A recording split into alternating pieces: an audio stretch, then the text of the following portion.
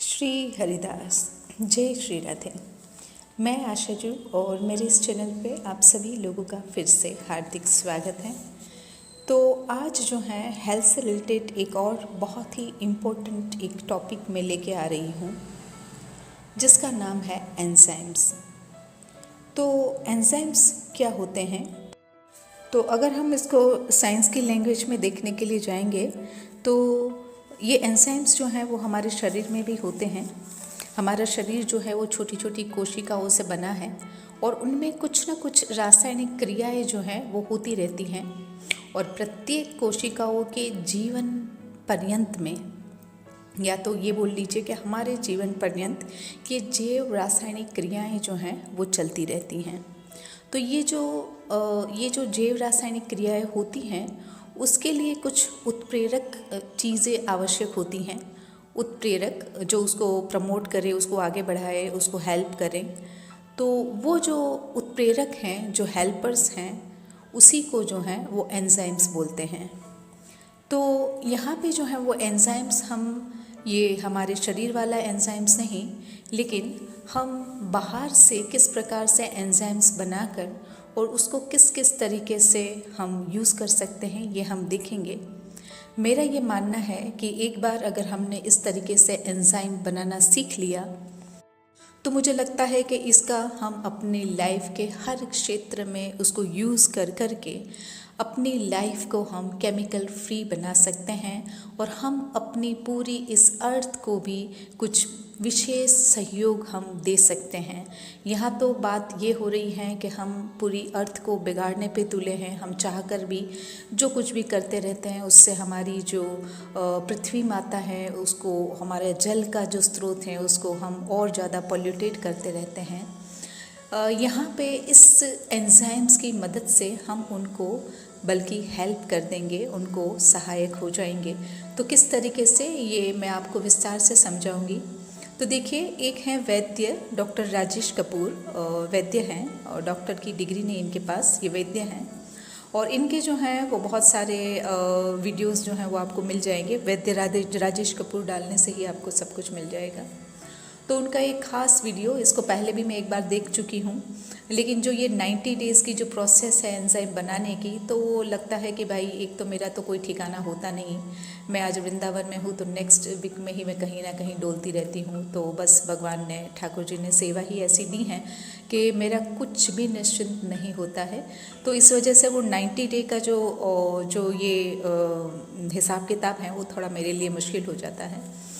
लेकिन इस बार मैंने देखा कि चलो, जब तक मैं हूँ तब तक मैं जितना ही मैं कर लूँगी और बाकी आजू बाजू तराजू है ना, किसी को भी दे देते हैं और वो थोड़ा सा हेल्प तो कोई भी कर देगा अपन की।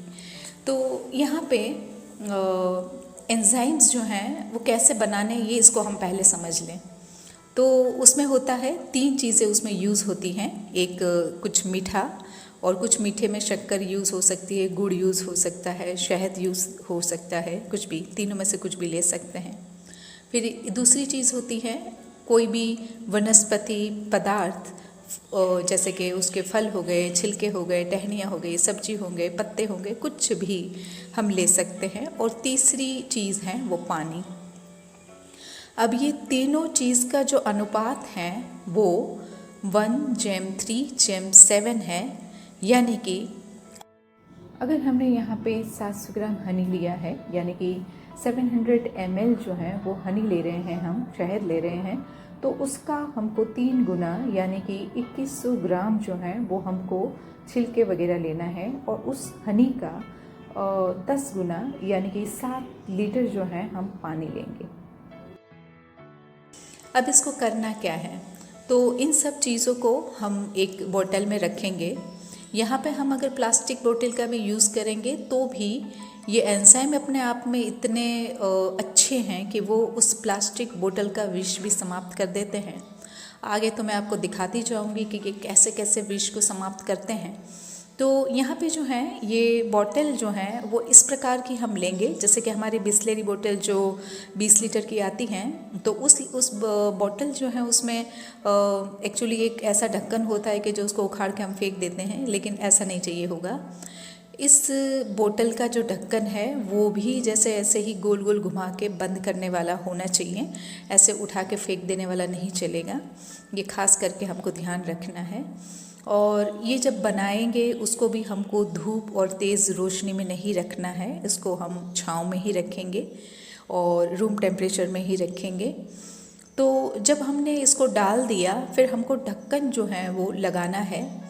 हर 2 दिन के बाद दबा के, हम बोतल को ही दबा के देखेंगे और दबा के देखने से अगर वो टाइट लगती है इसका मतलब उसमें गैस भर गया है। तो उस गैस को ढीला करने के लिए, छोड़ने के लिए हमको वो जो उसका ढक्कन है उसको हल्का सा घुमाकर खोलना है और वो हल्का सा खोलते ही उसकी गैस जो है वो पास हो जाती हैं और उसके बाद जो है फिर से हमको ढक्कन को टाइट बंद कर देना है। ख़ास तौर पे ये ध्यान रखना है कि पूरा ढक्कन हम कभी भी नहीं खोलेंगे जब तक कि बंद जाएगा। ढक्कन जो है वो पूरा अगर खोल दिया तो ऑक्सीजन भीतर चला जाएगा और इससे हमारा ये जो एंजाइम जो है वो ख़राब हो जाएगा, वो बनेगा नहीं। तो इसका हमको खास कर ध्यान रखना है कि गैस जो है हमको हर 2-3 के बाद जो है उसको चेक करेंगे, फिर उसको हम रिलीज़ करेंगे, लेकिन बिना ढक्कन खोले ही हम उसको रिलीज़ करेंगे। तो यहाँ पे जो है उसका भी एक प्रमाण दिया हुआ है कि कब कब हमको ढक्कन खोल के देखना है। तो यहाँ पे जो है वो उसका भी एक प्रमाण, एक नाप दिया गया है। यहाँ पे बताया जा रहा है कि 28-30 दिन यानी कि पहले महीने में हमको हर 2-3 दिन में गैस जो है उसको चेक कर लेना है। फिर जो है वो गैस बनने की जो स्पीड है वो थोड़ी कम हो जाएंगी। तो नेक्स्ट जो है अगले महीने 28 से 30 का जो महीना है उसमें हमको 7-7 दिन में एक बार जो है वो गैस रिलीज़ कर देनी है। उसके बाद जब 3rd महीना शुरू हो जाता है तो 3rd मंथ को हमको 15 दिन में बस एक बार यानी कि महीने में केवल 2 बार हमको गैस रिलीज़ करनी पड़ेगी। हमको एटलीस्ट मिनिमम 90 डेज़ 90 दिन तो उसको रखना ही है। इससे ज़्यादा 100 या 110 दिन भी हो जाए तो कोई गलत नहीं है, वो ख़राब नहीं होगा, अच्छा ही होगा। फिर इसको जो है एक बड़ा सा बर्तन लें और कपड़े से छानिए क्योंकि उससे ज़्यादा अच्छा छन जाता है और फिर बोतलों में हमको भर के रख देना है। यहाँ पे भी हमको ध्यान रखना है कि जब ये भरा था तब भी हमको जो है वो थोड़ी जगह हमको खाली ही रखनी थी गैस को बनने के लिए, रुकने के लिए। और जिस बॉटल्स में हम इसको भरेंगे उसमें भी हम कम से कम 2-3 उंगल जो हैं वो खाली जगह छोड़ेंगे गैस के लिए। तो बनने के बाद अगर ये जो है हमने बोतल्स में भर दिया, उसके बाद भी जहाँ तक हो सके, हाँ थोड़ी बार एक बार हमने खोला उसको यूज़ कर लिया, तुरंत बंद कर दिया, चल जाएगा। बनने के बाद ज़्यादा कोई उसका नुकसान नहीं होगा, लेकिन फिर भी जितना हो सके हम उसको कम बंद करेंगे। जैसे कि हमने बोतल्स में अपने यूज़ के लिए ले लिया, अब उसको हम अलग अलग जगहों पे यूज़ कर रहे हैं, तब उसको एक बार थोड़ा सा खोल दिया। तो शॉर्ट टर्म के लिए हम थोड़ा सा खोल रहे हैं तो वो कोई नुकसान नहीं होता। लेकिन उन बोतल्स को भी ना हमको तेज़ धूप में रखना है और ना ही उसके ढक्कन को खुला छोड़ना है, वरना ये जो है वो ख़राब हो जाएगा। जैसे ही हमको जितना उसकी क्वांटिटी लेनी है लेके उसको टाइट बंद करके रख देना है। अभी हमको देखना है कि इस एंजाइम का हम प्रयोग कहाँ कहाँ कर सकते हैं। तो ये पूछिए कि कहाँ कहाँ नहीं कर सकते हैं। हर जगह पे कर सकते हैं। सबसे पहले पीने का पानी, तो जैसे कि मैं पी रही हूँ, हमारा जो गवर्नमेंट सप्लाई से जो पानी आता है, और ज़्यादातर गवर्नमेंट सप्लाई का जो पानी होता है, गुजरात में मुझे मालूम चला कि वो लोग जो हैं वो फिटकरी से सफाई कर रहे हैं, लेकिन यहाँ मथुरा वृंदावन में क्या हो रहा है मैं नहीं जानती हूँ। हो सकता है वो क्लोरीन ही है, और यहाँ पे साफ साफ बता रहे हैं कि क्लोरीन वाला पानी जो है वो कैंसर करता है। आंतें भी हमारी, जैसे कि वो पानी को ब्लीच करके साफ़ कर दे रहा है, वैसे हमारी आंतें भी वो ब्लीच कर देता है। और इससे अगर हम केवल नाह भी लेते हैं तो नहाने से भी कैंसर हो सकता है। तो इस एंजाइम का हम पानी के लिए कैसे उपयोग करें? तो पीने के पानी के लिए अगर हमको एंजाइम बनाने हैं तो डॉक्टर वैद्य जी बता रहे हैं कि सबसे बढ़िया तरीका है कि आप जो है उस एंजाइम में जो हम फल सब्जी के पत्ते वगैरह जो यूज़ कर रहे हैं तो वो हम जो है सहजन का यूज़ करें, सहजन की टहनी, सहजन के पत्ते, हाँ इसको हम यूज़ करेंगे। तो इससे जो है वो पानी अत्यंत स्वादिष्ट भी हो जाएगा और सारे केमिकल्स से दूर भी हो जाएगा। तो ये जो है इसमें किस प्रकार से डालना है, तो देखिए यहाँ पे भी एक इसका मेजरमेंट है। तो यहाँ पे 1 लीटर पानी में हमको केवल 1 ml एंजाइम यूज़ करना होता है। तो वो आप देख लीजिए आप कितना पानी जो है वो साफ़ करना चाहते हैं उस प्रकार से। और हम अपने जो टंकी हैं, जो हम पूरे पानी पूरे घर में हर तरीके के लिए यूज़ करते हैं टंकी का पानी, तो वो टंकी में भी हम डाल सकते हैं। तो वहाँ पे भी हम जो है नियम तो ये है कि 1000 लीटर में हम 1000 ml यानी 1 लीटर डाल दें। लेकिन अगर ना भी डालें और 200-250 ml भी हम डाल देंगे तो 1000 लीटर में वो काम कर जाता है।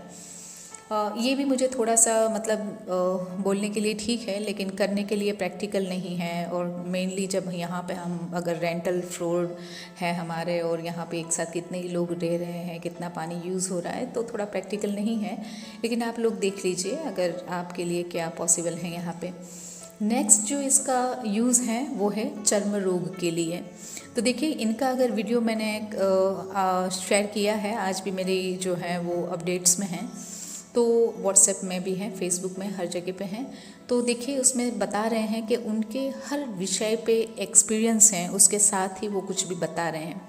तो वैद्य जी जो हैं वो अपने हर एक एक्सपीरियंस के साथ ही इस चीज़ को बताते जा रहे हैं।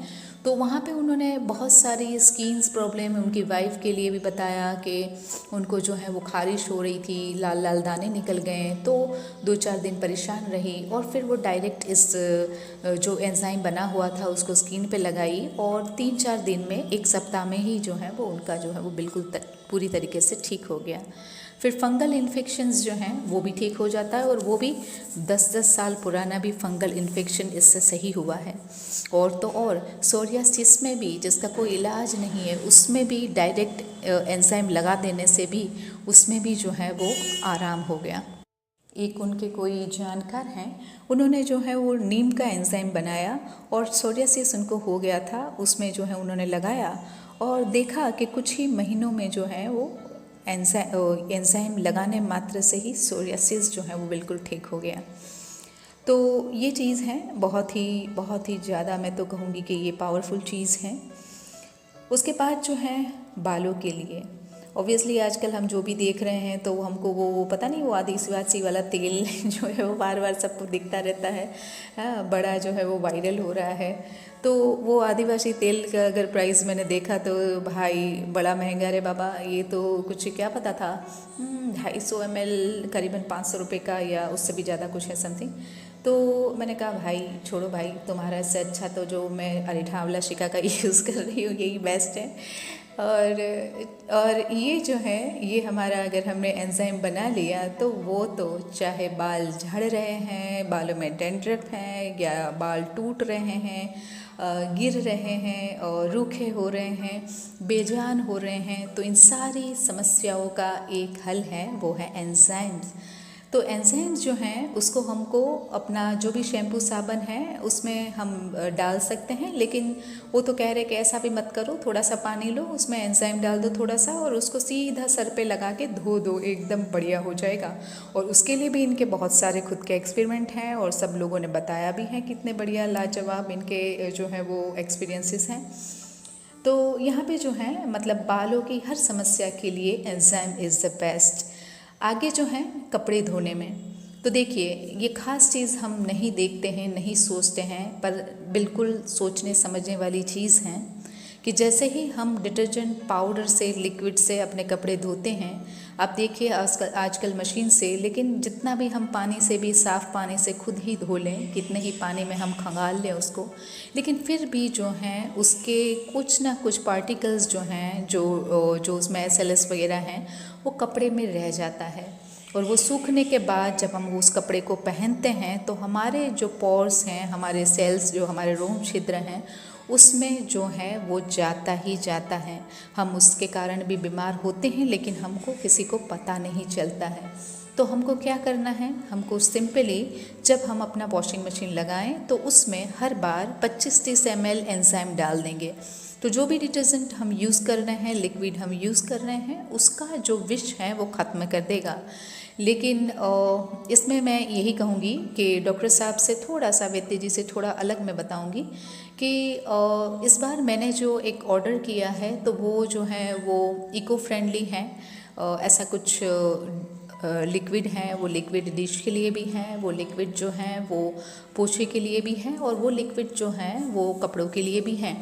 तो पहले हम वैसा नेचुरल लिक्विड लें, और जहाँ तक हो सकेगा मुझे लगता है कि उसमें भी वो लोग भी एंजाइम से यूज़ करते हैं, तो वैसा लेंगे। पर लेकिन फिर भी उसमें झाग रहेंगे, कुछ तो ऐसी चीज़ वो डाल रहे हैं कि जिससे वो झाग बन रहे हैं, और जहाँ झाग है वहाँ पे SLS है ही है। तो अब हम उसको जब हैं उसकी जब अब हमने इको फ्रेंडली ले लिया, चलो वो अर्थ को भी ज़्यादा नुकसान नहीं करेगा, ऐसा भी हमने ले लिया, पर फिर भी अब उसमें झाग हो रहे हैं तो SLS हैं, तो उसके विष को कम करने के लिए हम जो हैं इस एंजाइम को अपने उस लिक्विड के अंदर यूज़ कर लेंगे। तो बंदर लोग जो हैं वो बेचारे परेशान हो रहे हैं। तो सॉल्यूशन इज़ कि हमको अपना जो भी डिटर्जेंट, जो भी लिक्विड हम यूज़ करते हैं उसमें इस एंजाइम को 25-30 ml हम डाल दें। डिश वॉश हैं उसमें भी ऐसा ही है, जितना भी हम जो भी लिक्विड हम डिश का यूज़ करते हैं उसको धो देते हैं, पानी से अच्छे से साफ़ कर देते हैं, लेकिन फिर भी उसकी जो टॉक्सिसिटी हैं वो उसमें रह ही जाती हैं, और वो हमको हमारे पेट में जाके नुकसान करती ही हैं।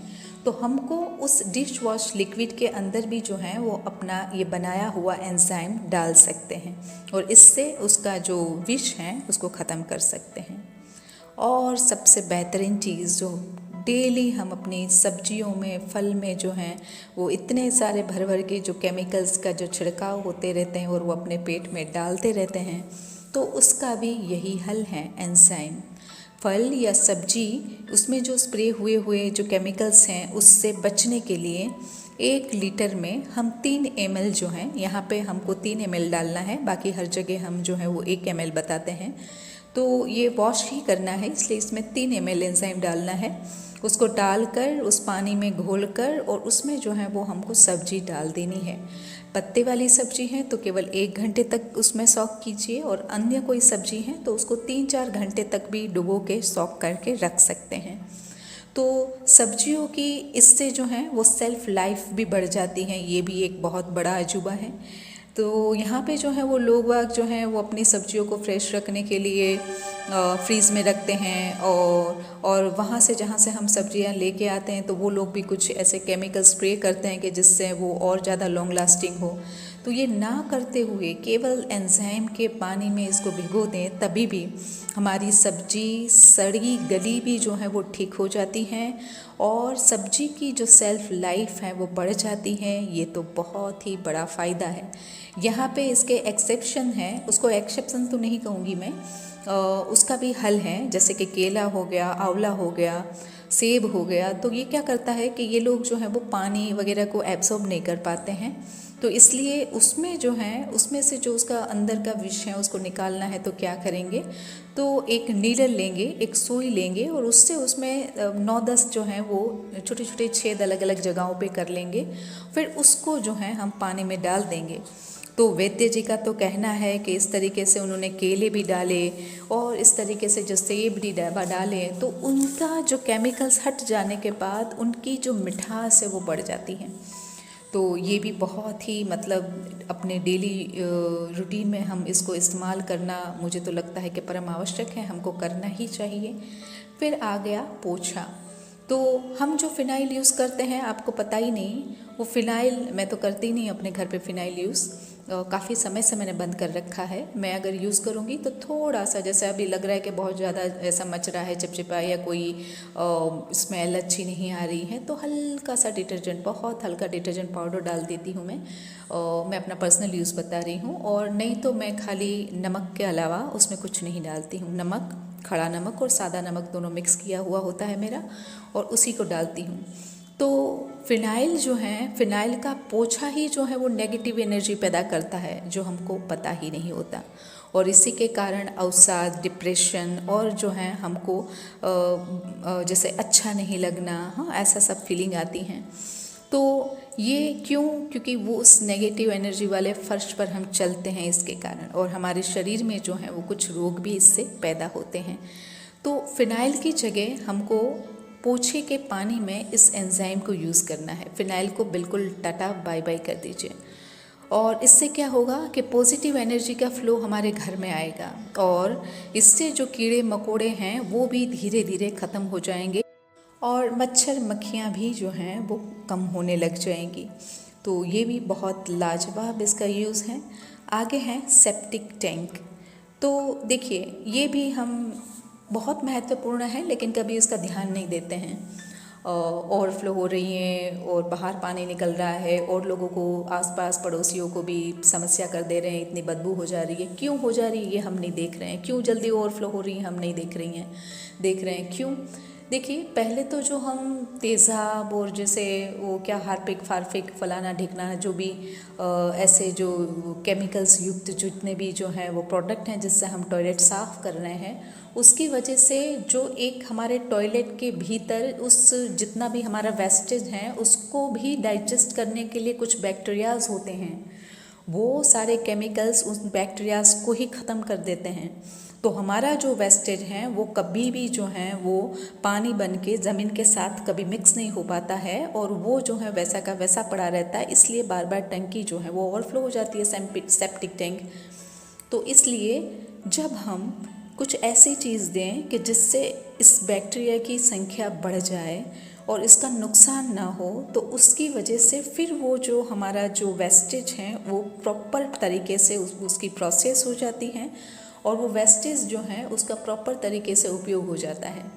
तो उन बैक्टीरियाज को बढ़ाने के लिए एंजाइम बहुत ही हेल्पर हैं। वैद्य जी बता रहे हैं कि 200 या तो 250 ग्राम जो है एंजाइम हम ऐसे ही फ्लश कर दें टॉयलेट में, तो 2-3 दिन के अंदर ही वो जो बैक्टीरियाज जो हैं वो फिर से बन जाएंगे, और फिर हमारी जो है वो सेप्टिक टैंक जो है उसका भी जो है हम बहुत अच्छे से जो है वो हम यूज़ कर सकते हैं, और लंबे समय तक जो है वो बिना बदबू दिए, बिना जो है वो ओवरफ्लो हुए वो रह सकता है। तो यहाँ पे जो है चौक नालियाँ हैं, नाली चौक हो गई हैं, उसमें भी हम एंजाइम डालने के उस नाली को जो है हम खोल सकते हैं।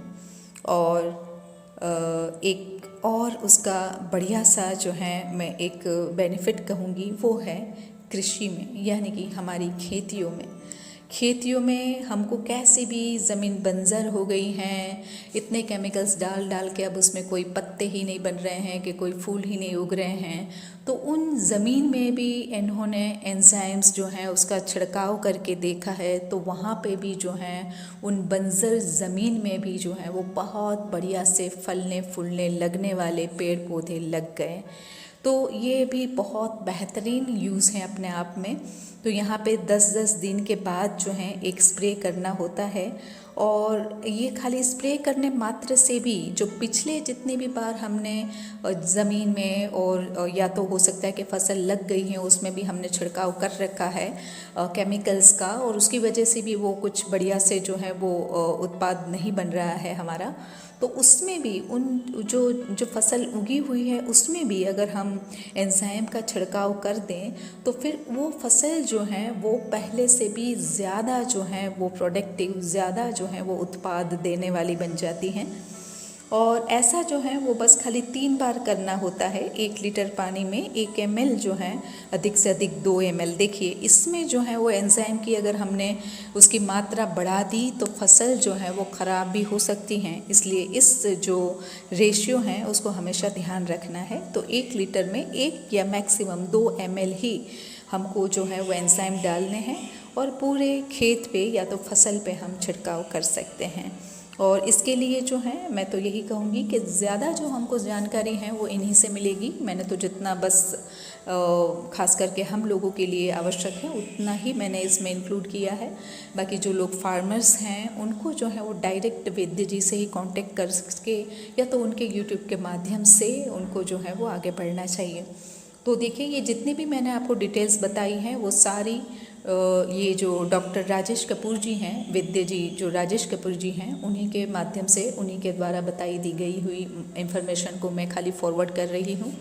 और मुझे बहुत यूज़फुल लगी और मैं उसको अप्लाई करने जा रही हूँ। और मैंने कई दिन से मैं अपना कुछ मौसम्बी जो है उसके छिलके, और जब क्योंकि उसका जूस निकालते हैं तो जो उसका बच जाता है जो रेशे जो छिलके, उसको भी जो है वो मैंने रख रखा है। और मैं इस बार जो है वो मौसम्बी वाला जो है वही बनाने जा रही हूँ। तो ये एंजाइम जो है बन के 90 डेज़ में तैयार होगा, लेकिन उसके पहले हो सकता है कि मैं जाऊँगी बीच में, जुलाई में या तो अगस्त में। तो मैं इसकी जो है ड्यूटी कहीं अगल बगल त्रिबल कहीं पे मैं दे दूँगी कि वो थोड़ा ढक्कन वक्कन खोलने का काम कर देंगे। तो आप लोगों के लिए भी यही सजेशन है। तो सबसे बेस्ट मुझे लगता है कि हमारी लाइफ में जो एक कारगर चीज़ है जो हमको हर तरीके के केमिकल्स से बचा सकती हैं, तो वो चीज़ है एंजाइम। और इसको हमको बनाना अच्छे से सीख लेना चाहिए और ख़ुद यूज़ करना चाहिए, औरों को सिखाना चाहिए।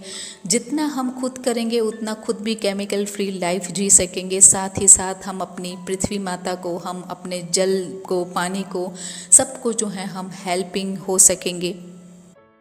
और साथ ही साथ जितने भी हमारे साथी हैं, जितने भी हमारे आसपास के लोग हैं, उनके जीवन में भी केमिकल फ्री लाइफ दे पाएंगे।